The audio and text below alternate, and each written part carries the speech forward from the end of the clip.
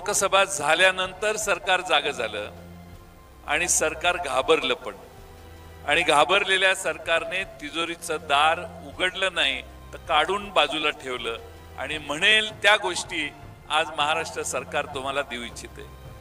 तुम्ही त्यांना कपडे मागितले तर अंगावरचे कपडे देखील काढून देतील, अशी आज त्यांची मानसिकता आहे. आता तुमचा मोठेपणा आहे, तुम्ही ते मागणार नाही,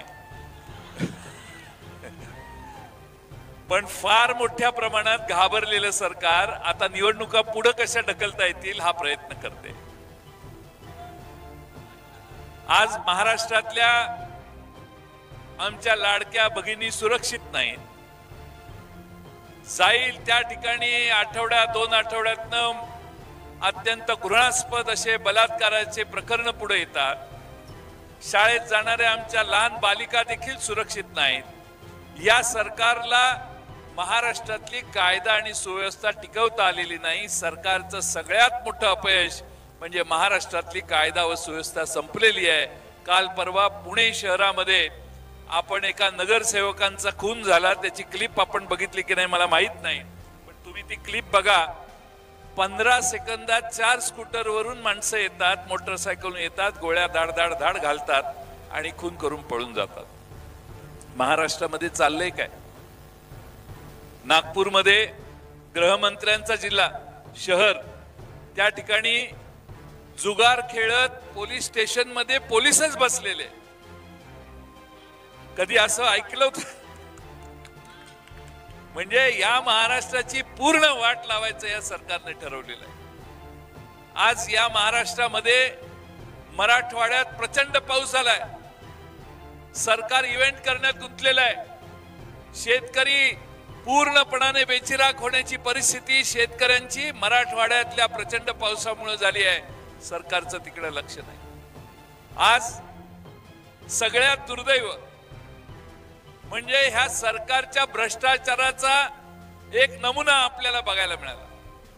मालवणला छत्रपती शिवाजी महाराजांचा पुतळा एका आपटे नावाच्या पोराला करायला दिला. त्या आपटेनं 1.5 फुटाच्या वर पुतळा कधी केला नव्हता आयुष्यात. त्याला 28 फुटाचा महाराजांचा पुतळा करायचं काम देण्यात आलं. तो पुतळा 8 महिन्यात कोसळला. ज्या बाजूनं वारा येत होता त्याच बाजूला पुतळा कोसळला आणि म्हणे वाऱ्यानं पुतळा कोसळला. आणि म्हणून या महाराष्ट्रामध्ये माणसं मराठी माणसं काही पण मान्य करतील. तुमचे जे सगळे महाराष्ट्रभर फिरून चोचले चालू आहेत तेही मान्य एखाद्या वेळे करतील, पण छत्रपती शिवाजी महाराजांच्या बद्दल झालेला पुतळ्यातला भ्रष्टाचार आणि त्या पुतळा उभारण्याकडे झालेली अक्षम्य हेडसाळ ही महाराष्ट्रातली मराठी जनता कधीही मान्य करणार नाही. त्याचं प्रायश्चित्त युती सरकारला द्यावंच लागेल, भरावंच लागेल. मला कधी कधी शंका येते या सरकारने छत्रपती शिवाजी महाराजांचा इतिहास पुसायचा निकाल घेतलेला आहे.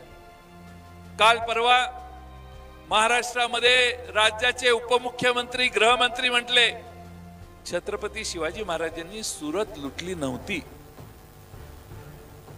सुरतला काय महाराज फिरायला पर्यटनासाठी गेले होते?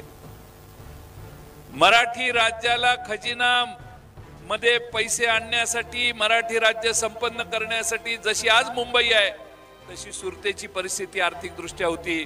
छत्रपती शिवाजी महाराजांनी एकदा नाही 2दा छत्रपती शिवाजी महाराजांनी सुरत लुटली, पण राज्याचे उपमुख्यमंत्री सांगतात सुरत लुटली नाही. आता तुम्ही विचार अजून हा केला नसेल तो विचार मी तुमच्या मनात देतोय.